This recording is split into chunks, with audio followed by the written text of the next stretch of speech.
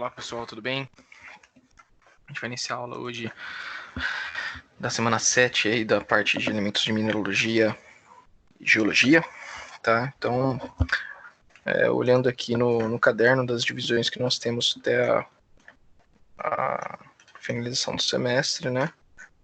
A gente entra aqui no livro único que nós temos, né? E a disciplina foi ministrada na unidade 1, unidade 2, né?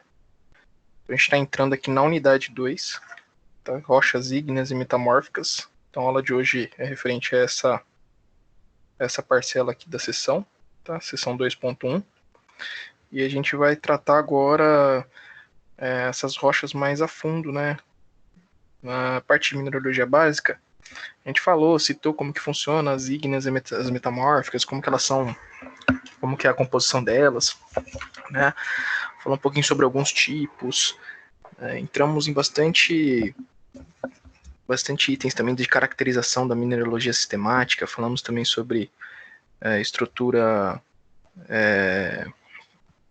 prismática do elemento, né? Então, a gente está agora entrando em petrologia básica e geologia física, tá? Então, essa seção 2.1, né, diz respeito a rochas ígneas e também da parte das rochas metamórficas. Então, a gente vai finalizar essa sessão, né? Vai ser uma aula bem complexa para a gente poder entender um pouquinho mais sobre essas rochas ígneas, como que elas são formadas, né, e tudo mais. Deixa eu dar uma olhadinha aqui para ver se chegou alguém. Ainda não chegou ninguém, mas eu já vou começar a ministrar a aula, tá? Essa aula essa aula vai estar sendo gravada, né, e ela vai ser postada no YouTube, né, e o link vai ser disponibilizado para vocês por meio do portal do aluno, tá? Então, vocês que não conseguiram assistir a aula ao vivo, tem como acessar essa disciplina, né, essa aula online através do link disponibilizado pelo portal de vocês, tá bom? Então, para iniciar aí, a gente vai falar um pouquinho sobre essas rochas, né, falar um pouquinho não, a gente fala bastante, né, sobre elas, um capítulo praticamente completo sobre elas, e a gente vai tentar entrar mais a fundo nesse conceito, tá? Então, o que seriam as rochas ígneas, né? Então, ó, os minerais, né, voltando lá, são os materiais geológicos básicos de todas as rochas. Então, nós temos minério na composição de todas as rochas, né? Inclusive fornecem, né, elementos e ou compostos químicos essenciais para a manutenção da nossa vida na Terra, tá? Então, esses minerais são os materiais geológicos básicos de todas as rochas, tá? Então, classicamente, né, os minerais são definidos como uma substância de ocorrência natural, sólida, cristalina e geralmente inorgânica, né? Então, são materiais inorgânicos esses minerais, né? Que possuem uma composição química específica. Para entender o conceito de mineral, no entanto, há um importante fundamento, a ligação química que a gente já viu lá atrás nos outros slides. Então, a formação rochosa a gente já está bem craque, né? A gente já viu em outras aulas, e a gente vai poder entrar um pouquinho nessas rochas ígneas, né? O que são rochas ígneas? A gente comentou em aulas passadas, né, que as rochas ígneas elas são formações rochosas por meio de erupção vulcânica, né? Então, são advindas do magmas, dos magmas, né, que vem do núcleo da Terra, passa pelo manto e aí aflorece na crosta terrestre, né? Então, olha só. As rochas ígneas, ou também chamadas de rochas magmáticas, né, que são provenientes originadas de altas temperaturas através da solidificação do magma. Então isso a gente conseguiu interpretar muito bem nas aulas passadas, né? E vimos quais são as características dessas rochas ígneas, né? Então, olha só, elas constituem, então, uma formação geológica altamente existente e com elevado nível de dureza, né, sendo importante para a obtenção de minérios e produção de materiais derivados da sua composição. Tá? Então, a gente tem dois tipos de rochas ígneas, né, as que se formam na profundidade da crosta, né, as quais são denominadas rochas plutônicas ou intrusivas, né? Então, olha lá, as rochas ígneas que se formam em profundidade na crosta, as quais são denominadas de rochas ígneas plutônicas ou as intrusivas. Tá? Então a gente já viu esse conceito no início de mineralogia básica sobre as rochas ígneas, né? E nós também temos, né, essas rochas ígneas, né, que apesar de possuírem a fonte principal, magma, né, se formam pela solidificação em superfície. Então, nós temos as intrusivas, que se formam na parte interna da crosta, né, e nós temos as extrusivas, que se formam na parte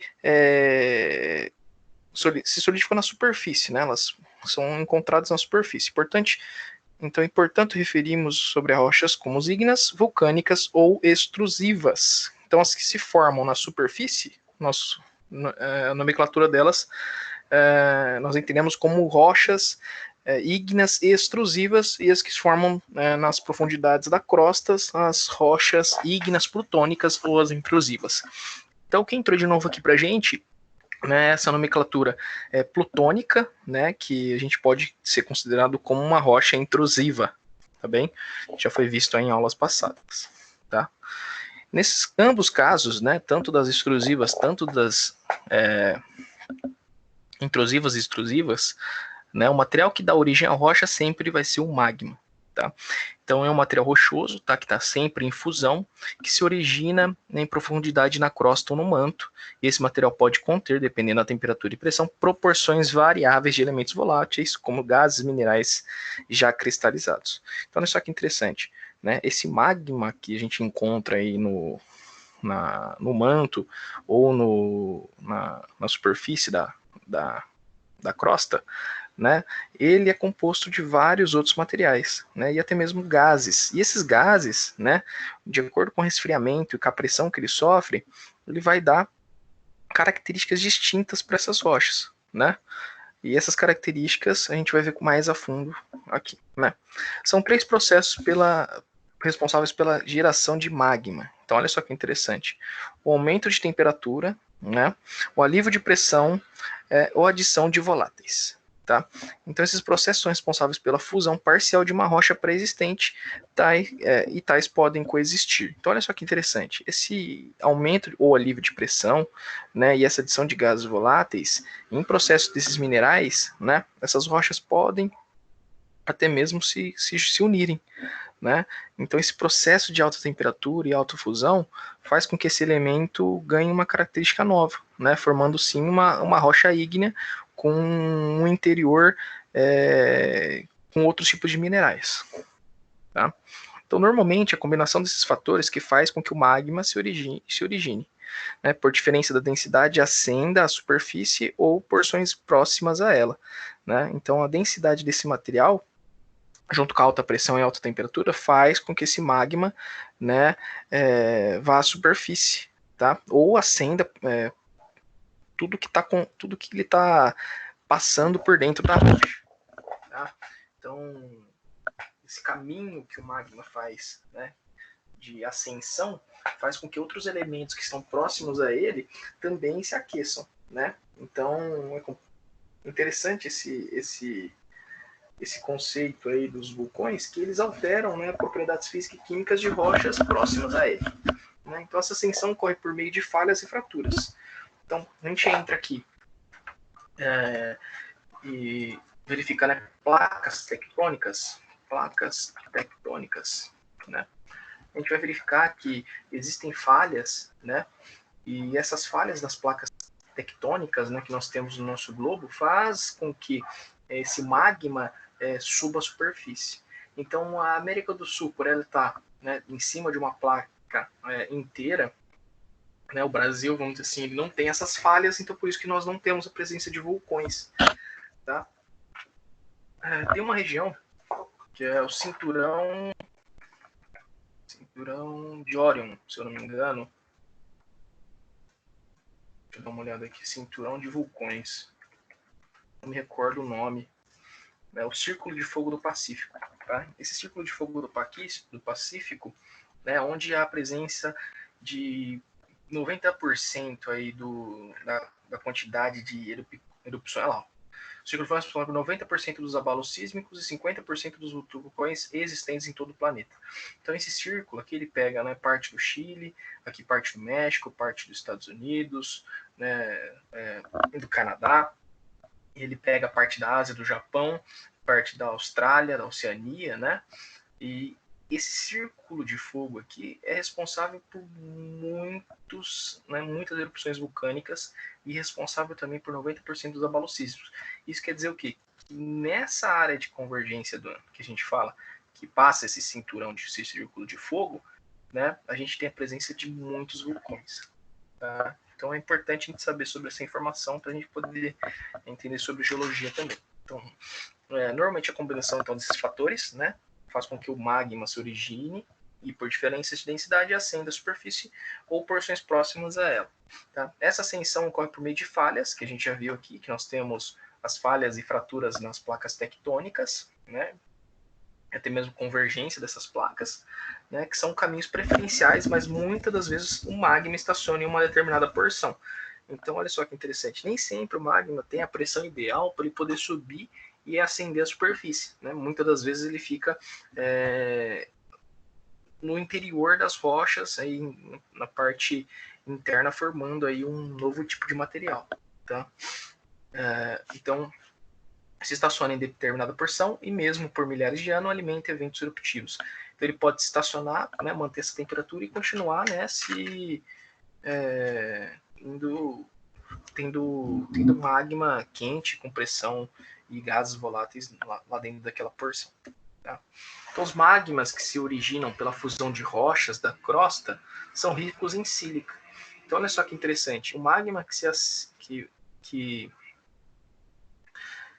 está subindo, né, ascendendo a superfície, né, e ele funde com outras rochas, eles são ricos em sílica, né, e podem também conter uma proporção de alumínio, cálcio, sódio, ferro, magnésio, potássio e outros elementos menores. Magmas que se formam pela fusão das rochas do manto superior, no entanto, contêm menos sílica e possuem mais ferro e magnésio. Então, olha só que interessante. De acordo com que esse magma está subindo do núcleo da Terra e está indo, né, até a ascensão da crosta, em determinados locais, né, que esse magma vai passando, ele vai pegando alguns outros tipos de elementos mais propícios para ele, né, que diz respeito à nossa formação rochosa. Então, essa temperatura de ascensão também importa quando esse magma entra em contato com outro tipo de rocha. De que forma?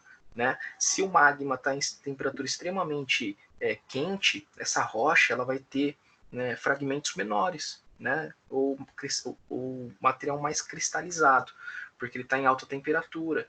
Né? Quando ele se esfria ou ele se junta com uma rocha já mais fria, a gente tem uma outra composição de elemento. Então, por isso que a gente começa a subdividir aí essas rochas magmáticas e rochas ígneas pela ascensão desse magma, ou pela temperatura de ascensão que ele está se unindo com outras, ou se fundindo com outras rochas. Tá? Então, o conteúdo de sílica, né, portanto, é utilizado para diferenciar os tipos de magma. Então, nós temos o magma mais ácido, que é o riolítico, que possui mais 66% em peso de sílica. Então, um magma com muita presença de sílica. O magma intermediário, que é o andesítico, que possui 52% e 66% em peso de sílica. O básico, que é o basáltico, que possui de 45% a 52% em sílica. E o ultrabásico, que possui menos de 45% do peso de sílica. Então, a cristalização desses minerais que compõem esses magmas segue uma ordem de uma reação de Bowen. Então, olha só que interessante, né? Essa sucessão de minerais cristalizados com arrefecimento de magma na câmara magmática em duas séries. Tá? Então, olha só que importante a gente saber sobre a ascensão do magma e sobre essa cristalização referente ao arrefecimento do magma dentro da onde ele está trabalhando. Né? Então, esse Bowen, né, esse físico, ele fez um gráfico, né, que exemplifica que a temperatura mais elevada desse magma, né, e até ele vir decrescendo, né, então ele começa a arrefecer, ele está bem quente, começa a arrefecer, começa a esfriar, esfriar, esfriar. Então aqui a gente tem uma divisão de tipos de magmas. Então olha só, a olivina, ela está aqui no ultrabásico, né? Já o piroxênio, que a gente viu na aula passada, ela já está no grau básico, né? O anfibólio já está no nível intermediário e no ácido quartzo, muscovita, feldspato, né, já entra na parte que tem bastante sílica, tá? Então olha só que interessante, né? Ele veio aqui, o magma veio esfriando e ficando o que? Mais ácido, tá? Então a temperatura quente desse magma faz com que a sílica praticamente desapareça, né? Então, ó, cada um desses tipos de magmas podem gerar uma gama de rochas dependendo das condições de formação, né? Dentre os principais parâmetros utilizados para a definição, além do teor da sílica, usamos o índice de cor, que é o índice M, que a gente viu a característica na aula passada também, né? E a composição mineralógica, a textura e estrutura da rocha, né? As rochas plutônicas, né, ou as intrusivas, que a gente viu, né, são formadas devido à lenta cristalização de um magma em profundidade.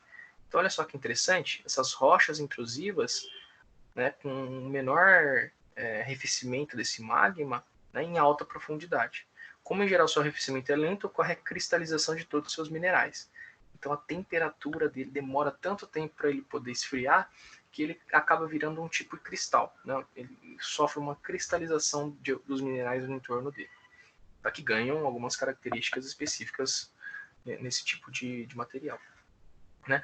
A textura da rocha está também relacionada com a dimensão, né, dos relativo dos minerais, bem como seus hábitos e formas, que a gente viu na outra aula, né? Então essa textura da rocha, né, que a gente fala que é o tato que a gente faz com a rocha, ela tem relação com seus hábitos e formas.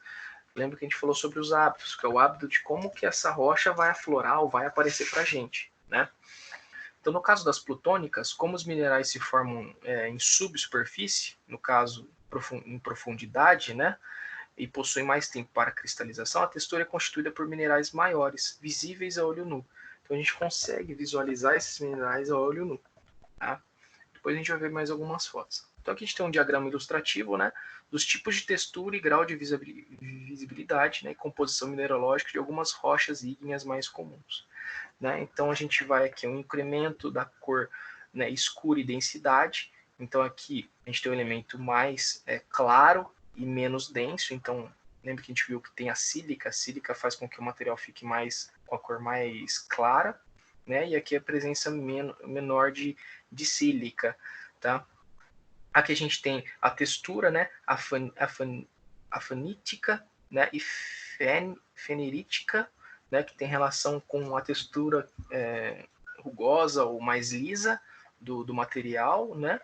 E aqui a gente tem um incremento de sílica nas cores claras, né? Então olha só que interessante. Então nós temos o granito, o diorito, o gabbro e o periodito, né, dentro das feneríticas, que são as mais lisas, para um incremento de coloração, né? E aqui é uma porcentagem em volume que nós temos de material que a gente encontra desse tipo de rocha, né, no globo, tá?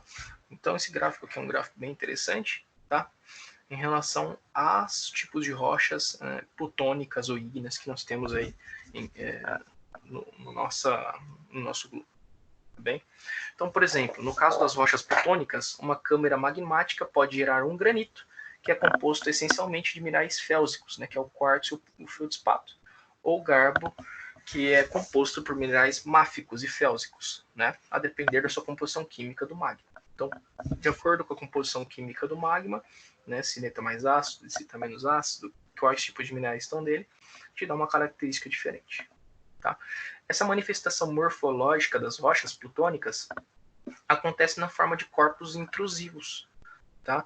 Então, olha só que interessante, a manifestação morfológica, né, que é a mudança dessas rochas plutônicas, acontece na forma de corpos intrusivos, os chamados plutons, que são definidos de acordo com a sua geometria tridimensional e sua relação com a rocha de encaixe, ou a rocha que aloja uma intrusão de rocha ígnea. Então, a gente está falando da fusão de dois tipos de rocha através da manifestação do magma, né, no interior desse corpo. Tá? Então, por isso que a gente fala de que são rochas intrusivas. Ela está entrando, né, dentro de outro corpo, fazendo com que a composição morfológica dela se altere. Tá? Então, diferente das rochas plutônicas, as rochas vulcânicas, né? Então, a gente falou que sobre a parte interna é intrusiva, e aqui a gente vai entrar um pouquinho das vulcânicas. Então, diferente das plutônicas, que são intrusivas, as vulcânicas ou extrusivas representam a expressão de fenômeno vulcânico. Tá? Então, Nas rochas plutônicas, tudo isso que a gente está falando está acontecendo dentro, né, do interior da crosta ou no início do manto, né? Então, de um modo geral, um vulcão é estruturado em algumas partes, né? Então são 3 no caso. Então nós temos a câmara magmática, que é da onde vem o magma, o conduto vulcânico, que é o canal onde o magma passa, e a cratera, que é onde o magma é expelido, né, e passa a ser denominado de lava. Então esse magma, a partir do momento que ele é expelido, a nomenclatura dele já passa a ter outro nome e a gente já começa a denominar de lava, tá bem? Então esse vulcanismo, né, produz uma série de produtos, né, e as rochas que se formam a partir desse fenômeno tendem a possuir uma textura afânita. Isso é, seus minerais não são visíveis a olho nu, por causa do rápido resfriamento do magma ao atravessar, não dando tempo para a completa cristalização dos constituintes mineralógicos. Tá? Então olha só que interessante, né? A textura se altera de acordo com o que a gente está, do que está acontecendo com essa lava, com esse magma. No caso de quando ela é aflorada, ela vai à superfície, o resfriamento é tão rápido que a textura desse material se altera. Então ele vira uma textura afanítica, né? Então o que seria uma textura fanítica? Então a gente pegar aqui, né, textura afanítica, vamos ver se a gente tem, né? Texturas geral rochosinha que se apresenta tão fina e cristais. Então, a textura muito fina, então bem lisa em relação às rochas. Nós temos a fanítica e aqui a gente pega no gráfico do Bowen, né? Fanítica fenerítica, né? Então, a gente pega a fenerítica.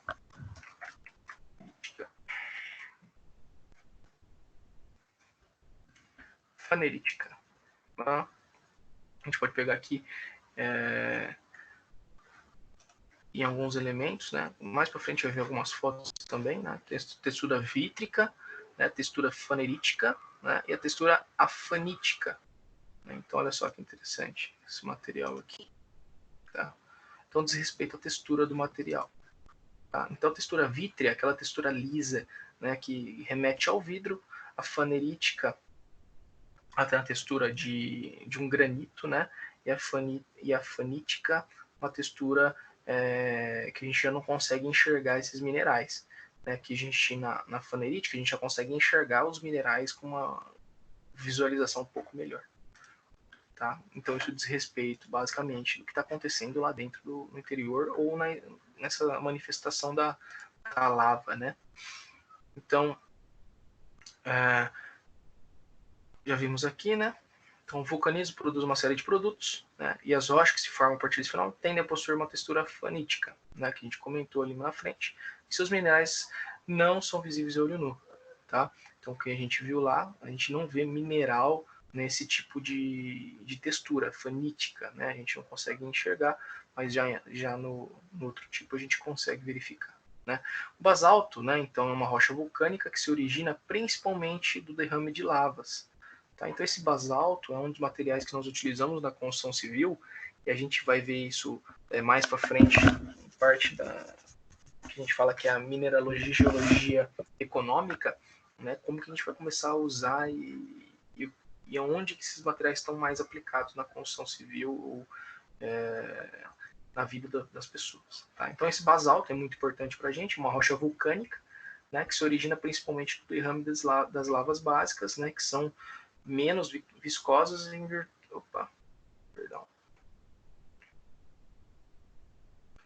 da menor quantidade de sílica.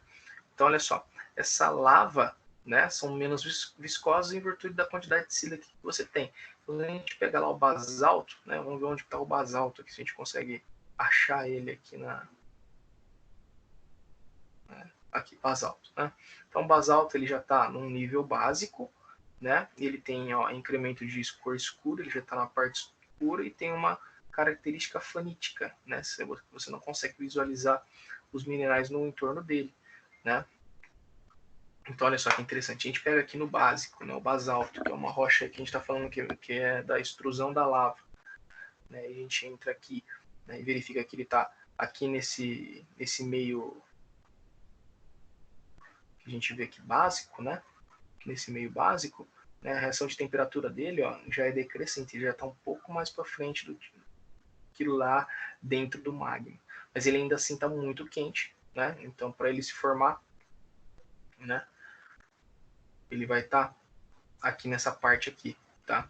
Então, ó, a biotita que está lá embaixo, né, já esfria com rapidez, né? Ela está se esfriando com já está tá uma temperatura decrescente e ela já está no meio ácido, né? Então ela está lá para trás. Já o basalto que a gente está falando, ele é uma rocha vulcânica, né? Então ele já é expelido e esfria rapidamente, então não dá tempo dele pegar essa sílica ao longo do percurso que ele está passando, tá? Então esse basalto, né, se origina principalmente do derrame dessas lavas, né? Quando originava de magmas félsicas, esses silicatos, ricos em elementos leves, né, com teor alto de sílica, né, as lavas são denominadas ácidas ou riolíticas. Então, alto teor de sílica, de silicato, né, faz com que essas lavas sejam ácidas, né? Então, essas rochas mais ácidas, quando esse lava aflora ou ele ou é encontrado, né, nas profundidades desse, dessa nossa crosta, né, mas ele foi aflorado, né, as lavas são denominadas ácidas ou riolíticas, dando origem à rocha riolito, né, quando consolidada como rocha, né, como esfriado, né, que por serem mais viscosas apresentam dificuldade de deslocamento, né. Então, quanto maior a quantidade de silicato que nós temos, mais viscoso é esse material. Então, esse material, quando ele está em lava, né, ou esse magma, como ele aflora vem em lava, a velocidade que ele para ele andar nessa crosta terrestre é muito baixa, né?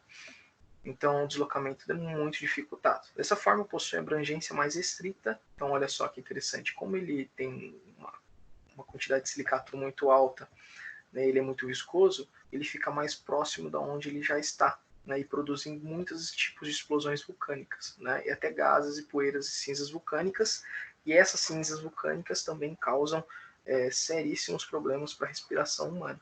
Tá? Então, ó, os riolitos, então, se a gente pegar aqui na figura 2b, até que é esse material aqui, ó, que é com essa formação que a gente acabou de falar, tá? Os riolitos são correspondentes vulcânicos do granito, porém com textura afanítica. Olha só que interessante a textura afanítica, né, que a gente não consegue enxergar, né, esses materiais junto com o basalto também. Tá? Então, as rochas vulcânicas também podem ser formadas pela consolidação de alguns fragmentos vulcânicos expelidos pelo evento eruptivo, como poeira, cinzas vulcânicas. Então, olha só que interessante. Né? Algumas rochas também são formadas por poeiras e cinzas vulcânicas. Tá? Então, nesse evento de erupção do vulcão, esse material que está se formando de partículas e particulados pode se unir e se agregar à lava, que é se formando um novo tipo de rocha. Tá? Algum outro produto, né, da ação vulcânica são os materiais piroclásticos, né, que são constituídos por partículas soltas ou misturas de cinzas vulcânicas. Então, quando a gente tem essa mistura aí, a gente tem a criação dos piroclásticos. Então, interessante esse tipo de formação, para a gente poder entender sobre a constituição dessas partículas aí. Tá? Então, constituídos por partículas soltas, de cinzas vulcânicas, bombas, blocos e gases, né, produzidos durante violentas erupções de gases. Né. Esses materiais são transportados, muitas vezes, a altas temperaturas e conforme resfriam, vão dando a origem à rocha denominada do ignimbrito, tá? Uma formada por uma densa suspensão de partículas. Então, na hora que a gente pega aqui, né, o basalto atlântico, o riolito e o igambrito, a gente tem a diferença nessa formação rochosa de rochas ígneas vulcânicas, né, que são de processos eruptivos. Então aqui nós temos um exemplo clássico da construção civil, que é o basalto, que a gente utiliza bastante, né, o riolito também, que é uma formação vulcânica, e do ignimbrito, né? Então todos eles são de formações vulcânicas. E olha só que interessante a formação afântica deles, né? Não tem a presença dos minerais, né? A gente consegue apenas ver coloração de outros minérios, né? A gente não tem a textura de um elemento, de um outro tipo de elemento, tá bom? Então nós temos aqui o exemplo de rochas vulcânicas, tá? E aí a gente vai falar um pouquinho sobre metamorfismo. Então falamos aqui sobre rochas ígneas, né, as rochas formadas por vulcões, né, que a gente fala que são as rochas extrusivas. E nós temos também as rochas intrusivas, que são formadas pelo magma que está na parte interna das rochas, né, que fazem alguns outros tipos de ligação. Tá? E aí, para a gente aqui na parte da construção civil já está excelente, né, essa explicação aqui para a gente sobre rochas ígneas. Então, a gente vai entrar um pouquinho sobre metamorfismo agora. Tá? Então, o que seria esse metamorfismo? Né? Lembra que a gente falou sobre rochas sedimentares, rochas metamórficas e rochas ígneas, né? Ou de formação vulcânica. Nesse outro capítulo agora, a gente vai ver então a parte de metamorfismo das rochas, né? E em outra aula a gente vai falar sobre a parte de rochas sedimentares. Tá bem? Então, o que é o metamorfismo? O metamorfismo é o conjunto de processos geológicos, né, que leva à formação das rochas metamórficas. Tá? Esses processos envolvem transformações sofridas pelas rochas quando submetidas ao calor, temperatura, pressão, aos fluidos e ao tempo. Então, né, lembra que a gente comentou em sala que o que é uma rocha metamórfica? Né? É mais fácil a gente entender o que é uma rocha metamórfica fazendo por exclusão. Né? Eu comentei com vocês, rocha metamórfica nem é uma rocha magmática, né? E nem é uma rocha sedimentar. Que a característica dessas rochas magmáticas e sedimentares são muito claras e específicas. Né? Já no metamorfismo, a gente tem a combinação de vários outros tipos de minério e outros tipos de rocha. Né? E essas rochas elas sofrem transformações frequentes aí, submetidas à pressão, altas pressões, ao calor, temperatura alta, temperatura baixa, algum tipo de fluido que está passando sobre ela, e até mesmo ao intemperismo. Tá? Então, as rochas metamórficas, né, são provenientes da transformação de outras rochas já pré-existentes, né, sejam elas ígneas, sedimentares, né, e até mesmo as próprias metamórficas. Então, olha só que interessante. Né? Para a gente ter a formação de uma rocha metamórfica, a gente precisa de outras já pré-existentes. Então, por isso que a gente comenta que a rocha metamórfica não está na categoria das vulcânicas, das ígneas, né, intrusivas e extrusivas, e nem, né, das sedimentares, tá? Que são feitas de sedimentos de grandes partículas aí que a gente já até comentou em mineralogia básica sobre esse assunto, né? Então, na próxima disciplina, né, no próximo capítulo, nós iremos verificar um pouquinho mais sobre essas rochas sedimentares, tá bem? Então, cabe ressaltar, né, que a mudança composicional, né, e textural das rochas acontece sempre no estado sólido, sob condições específicas, controladas por alguns fatores. Né? O primeiro fator que vai controlar essa metamorfose dessa rocha, né, é o calor. Então, o aumento de temperatura ou a baixa temperatura.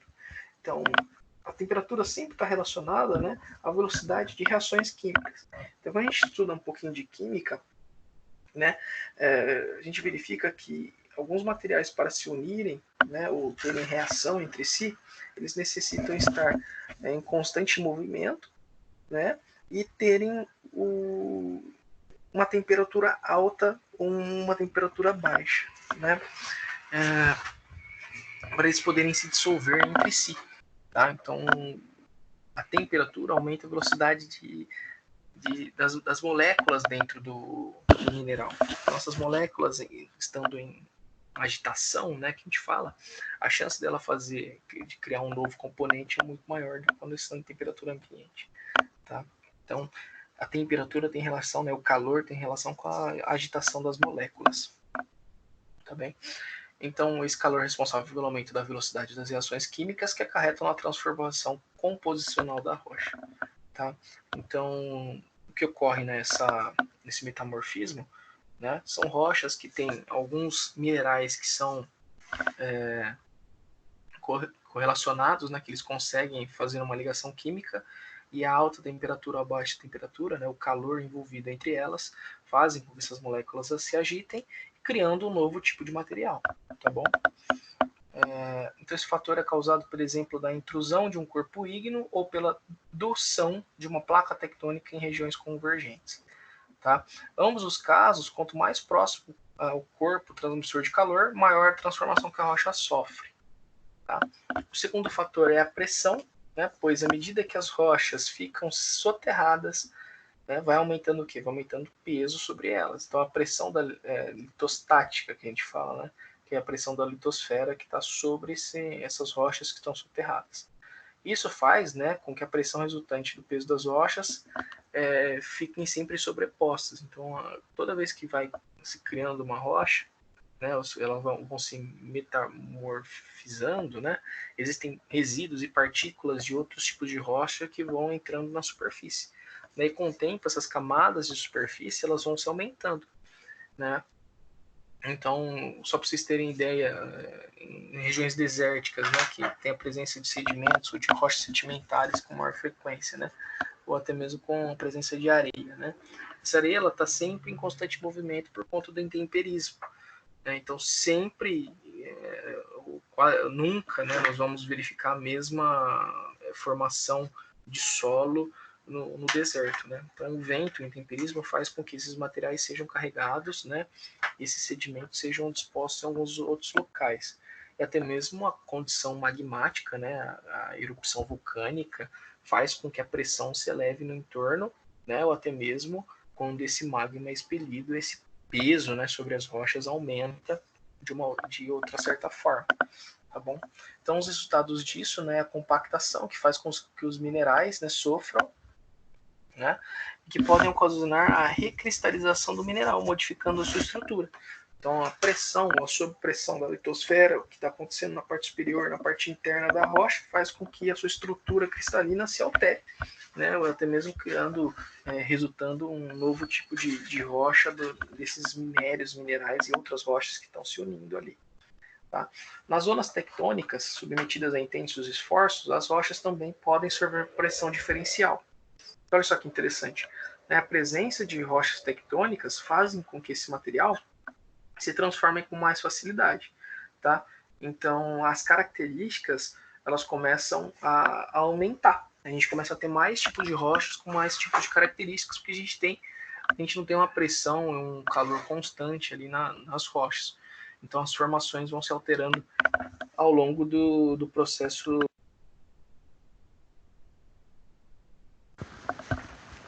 de formação das rochas. Tá? Então, em zonas tectônicas, né, as rochas também podem sofrer pressão diferencial, distorcendo os minerais da rocha, até mesmo formando novas texturas e tipos de estruturas. Tá? O terceiro fator é a presença dos fluidos, que por possuírem íons, né, em solução que se mobilizam mais rapidamente. Então, solução que tem um íon positivo que pode se ligar a outro elemento com maior facilidade, né, acelera a sua reação química através da formação de novos minerais. Tá? Esses fluidos quimicamente ativos têm origem em 3 fontes principais. Então nós podemos ter a própria água, né, que é presente nos poros da rocha, né? Então nas rochas sedimentares é um fluido mais que ocorre mais, né, por conta da formação sedimentar, né, ela tem esse maior número de vazios no interior dessa rocha. Né, os fluidos que se encontram no magma, então sim, tem vários tipos de fluidos e gases em torno desse magma que faz essa composição química ser alterada, né, e o fluido gerado pela desidratação de minerais que carregam água em sua estrutura. Então a gipsita, no caso. Né, como que a gipsita se ocorre? Né, o sulfato de cálcio hidratado, né, então ele tem água na sua composição inicial. Tá? Então, se essa água é retirada, essa composição desse material já se altera.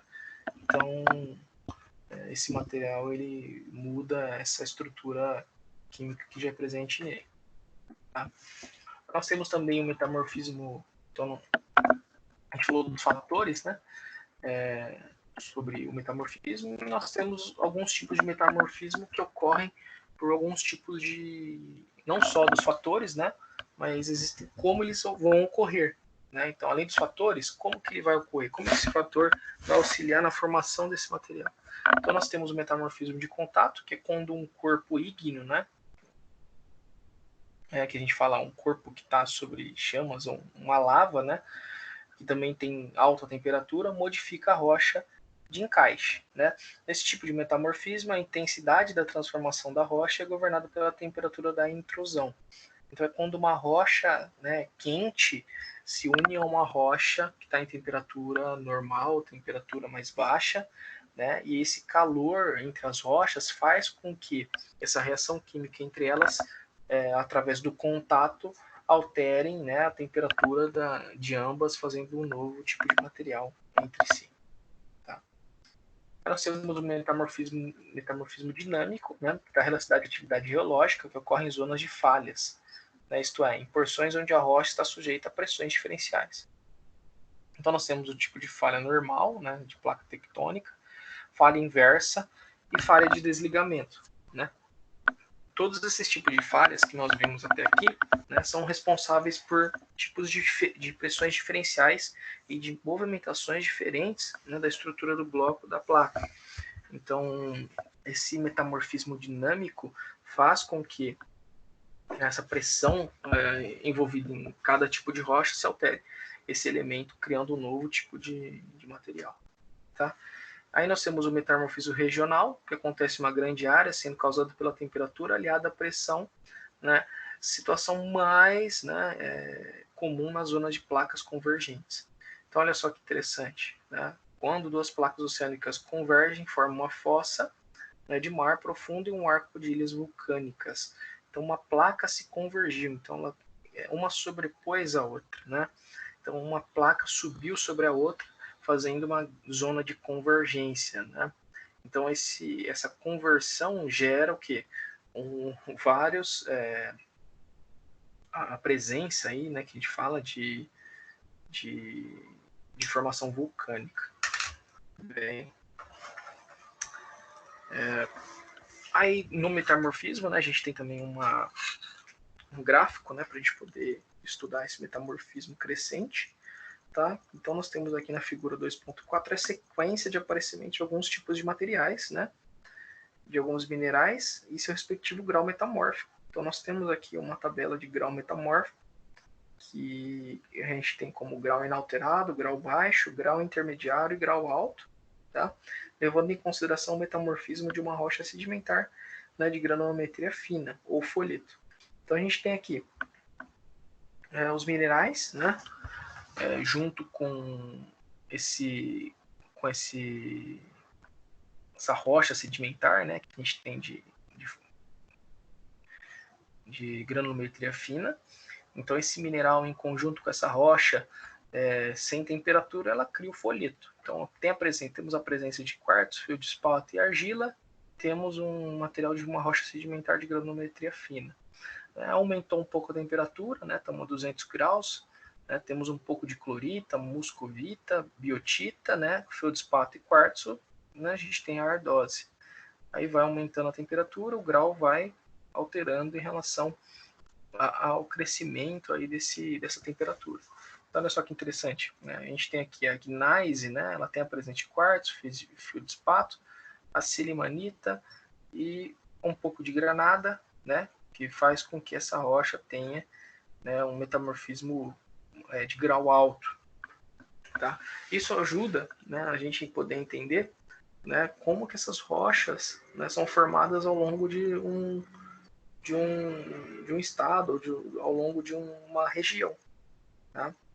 Se você tem a presença de vulcões, tem a presença de erupções de lava, tem a presença de uma alta temperatura, ou de um tipo de material que você encontra, que é alta quantidade de argila, uma alta quantidade de feldspato, de quartzo, auxilia a gente a poder entender, né, que tipo de rocha que a gente vai ter de formação naquela região. Tá? Então, para estudos geológicos. Tá? Então, além das texturas, né, as rochas metamórficas podem exibir estruturas características, dentre elas destacam-se, né? Então, a foliação nós temos, né, estrutura planar formada pelo arranjo paralelo dos minerais, né, que pode ser xistosa, quando formada pela orientação de minerais placoides, como a mica, clorita e talco. Tá? Nós temos a estrutura gnáisica ou bandamento gnáisico, que é formada pela orientação de cristais de quartzo e feldspato, né, divididos em bandas claras e escuras, né, que são os leucossoma e os melanossomas. Né? E a estrutura maciça sem o desenvolvimento de qualquer tipo de orientação de cristais. Tá? Então aqui a gente tem alguns exemplos aí dessas estruturas metamórficas mais comuns. Tá? Então na figura A a gente tem a foliação, né, da muscovita ou xisto. Então você verifica que a formação dela de foliação é visível na rocha. Né? A estrutura gneiss, de uma gneiss mesmo, né, que a gente viu lá atrás, uma estrutura maciça de um quartzo. Então a gente consegue visualmente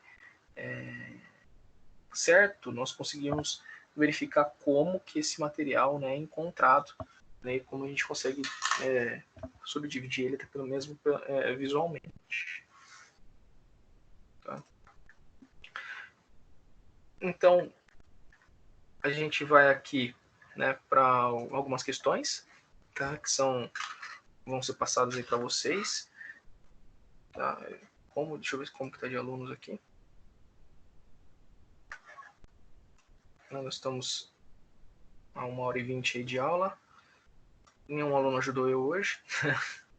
Mas eu ia passar a tarefa para vocês aí, mas como não tem aluno presente, então a gente vai acabar passando esse material, né, e vocês vão estar estudando o final desse conteúdo na casa de vocês. Bem, então olha lá, questão 1 lá do Vale, faça valer a pena. As rochas ígneas, né, plutônicas e vulcânicas, são exemplo da consolidação de um conjunto de minerais que tiveram origem na fusão das rochas. Né? A respeito desse grupo de rochas tão importantes, avalie as afirmações a seguir. Né? Os magmas ácidos graníticos possuem um teor de sílica maior do que 66%. Né? Então, a gente tem em magmas ácidos teor de sílica maior que 66%. Então, a gente voltar lá, né, na nossa questão, ácido, composição de ácido, né? Magma ácido riolítico possui mais de 66% em sílica. Então, vamos ver a pergunta dele lá. Os magmas ácidos graníticos ou riolíticos? Então, creio que essa daqui a gente pode voltar lá, né? Então, riolítico. Vamos ver aqui, teor de magma ácido, quartzo, né? Muscovita, feldspato, biotita, plagnásico, rico, né, em sódio. Né? Então está falando que o magma ácido, o riolítico, possui mais de 66% de peso em sílica. Então, os magmas ácidos graníticos, né, ou riolíticos possuem um teor de sílica maior que 66%. Verdade. Né? A olivina, um dos principais minerais constituindo das rochas ígneas básicas, é um mineral a se cristalizar? Então, a olivina é um mineral comum nas rochas ígneas básicas, é o primeiro mineral a se cristalizar, conforme a sequência exposta por Bowen. Então, a gente pega aqui, né, no gráfico de Bowen, né, a olivina é o primeiro material a se cristalizar, o primeiro material da reação, né, que a gente tem a se cristalizar ao se formar aqui. Tá? Então, olivina, um dos principais minerais constituídos das rochas ígneas básicas, é o último mineral? Não, né, pessoal? Não é o último, é um dos primeiros minerais a se cristalizarem, né? Então a letra 2 aqui é falsa. Né? Os minerais quartzo, feldspato, potássio, plagioclássio, muito comuns em rochas graníticas, né? São também conhecidos como minerais félsicos. Verdade. Né? Então a gente tem lá também na composição de Bowen, né? O feldspato, o plagioclássio, né? E a biotita ali que a gente tem, né? São materiais félsicos, tá bem? Então a 3 aqui, ó, feldspato, potássio, plagioclássico, são comuns em rochas graníticas, são minerais félsicos. Os minerais dos grupos das micas, anfibólios e pirocênios, presentes em muitas rochas graníticas, são denominados de minerais félsicos. Não, os minerais félsicos são os quartos, feldespato, potássico, né, e plagioclássio. Tá? Então, considerando a alternativa acima, letra D, apenas 1 e 3. Né? A gente vê lá, ó, os magmas ou ácidos, né, os magmas ácidos possuem teor de sílica maior que 66%. Ficou claro para a gente lá em cima. E os básicos entre 42,5% e 52%. E os intermediários entre 52% e 60%. Né? A olivina é um mineral comum nas rochas ígneas básicas e é o primeiro mineral a se cristalizar, conforme a sequência exposta. Então, tanto o quartzo quanto o feldespato e o plagioclássio, né, são considerados minerais félsicos, né, e são presentes nas óssias graníticas. Já os minerais do grupo dos anfibólios e pirocênios, né, são minerais máficos e fazem parte da constituição mineralógica das rochas ígneas básicas, principalmente. Né? E as míquias, apesar de serem máficas, no entanto, ocorrem também nos granitos.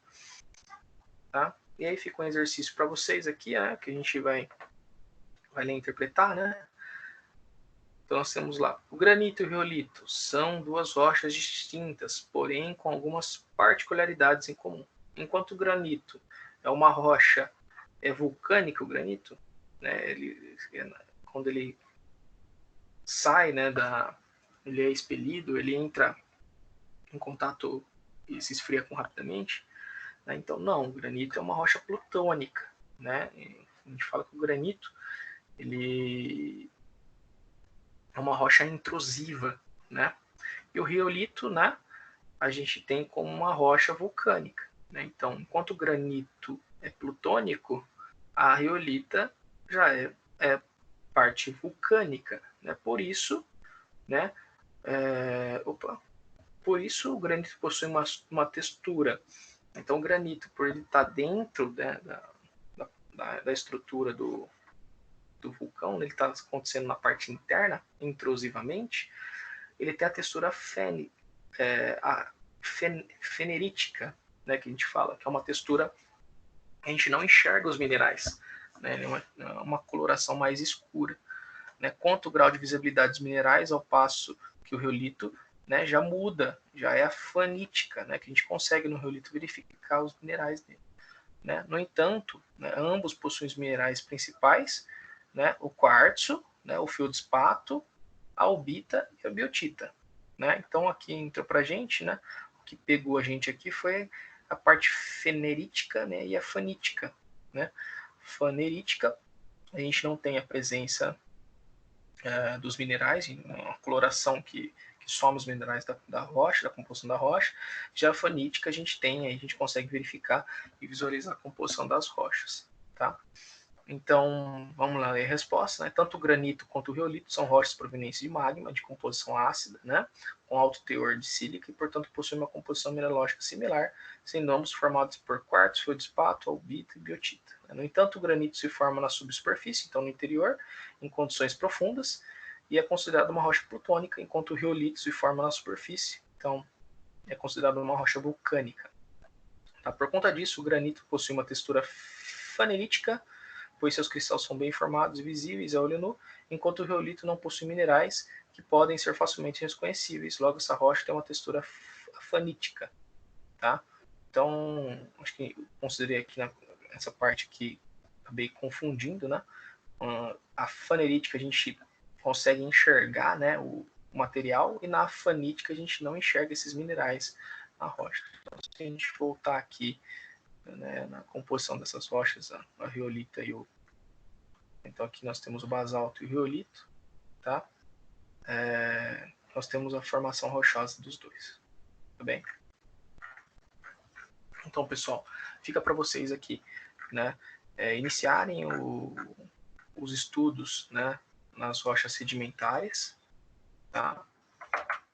7 aqui. Então a gente vai começar a falar na aula seguinte sobre essas rochas sedimentares, tá? A gente vai falar sobre tudo o que ocorre nas rochas sedimentares, como que elas ocorrem, né? E depois, por final, né, o tempo geológico e geologia estrutural. Mais para frente aí, tá bem? Então fica para vocês, né, entregarem para mim esse exercício do Faça Valer a Pena, né? Então, na sessão 2.1, tá bem? Então, nós temos o Faça Valer a Pena, né, entregar esse resultado, e no avançando da prática para vocês estudarem também o que a gente não viu nessa aula. Tá bem? Então, queria agradecer a presença de todos. Como a gente teve a presença aí de nenhum aluno, a gente acabou não tendo esse feedback aí de vocês, mas eu fico aberto aí a discussões para a gente poder entender sobre essa aula e poder melhorar o conteúdo e melhorar o que a gente está passando aí. Tudo bem? Então, queria agradecer vocês, a presença de todos, e espero que a semana seja excelente com novos conhecimentos. Tudo bem?